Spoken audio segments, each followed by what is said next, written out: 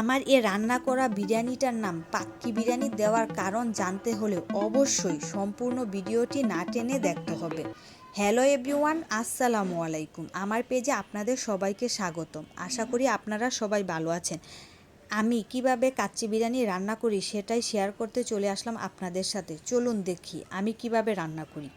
আমি প্রথমেই পরিমাণ মতো খাসির মাংস ভালোভাবে ধুয়ে নিয়েছি এবং সব মশলা দিয়ে 1 ঘন্টার জন্য ম্যারিনেট করে রেখে দিয়েছিলাম। আগে থেকে মাংস ম্যারিনেট করে রেখে দিলে মাংসতে গন্ধের কোনো সম্ভাবনা থাকে না। এখন আমি পাত্রে পরিমাণ মতো তেল এবং পেঁয়াজ কুচি দিয়ে দিলাম, আর এরপর আগে থেকে ম্যারিনেট করা মাংসও দিয়ে দিলাম। এখন আমি কিছুক্ষণ নাড়াচাড়া করে ঢাকনা দিয়ে ঢেকে দিব, কিছুক্ষণের জন্য কষিয়ে নিব।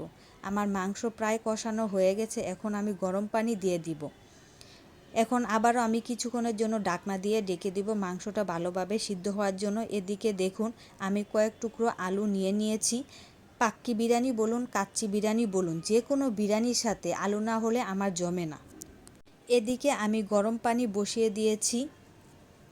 পানি বলক উঠে গেছে এবং বাসমতি চালও আমি ভালোভাবে ধুয়ে নিয়েছি। আমার মাংস রান্না প্রায় শেষ পর্যায়ে। এখন আমি ফুটন্ত পানিতে চাল দিয়ে দিয়েছি এবং চালটা প্রায় সিদ্ধ হয়ে গেছে। চালটা ভালোভাবে ছাঁকনি দিয়ে ছেঁকে নিতে হবে, আর বাসমতি চাল প্রায় 90% সিদ্ধ করে নিতে হবে। আমি প্রথমে রান্না করা খাসির মাংস, তারপর basmati rice part by part দিয়ে দিব। এরপর আমি ফুড কালার পানি দিয়ে মিক্স করে সুন্দরভাবে অল্প অল্প করে উপরে দিয়ে দিব। ফুড কালারটা দিলে কাচ্চি বিরিয়ানিতে সুন্দর কালার আসে। এখন আমি ঢাকনা দিয়ে প্রায় আধা ঘন্টার জন্য দমে রেখে দিব।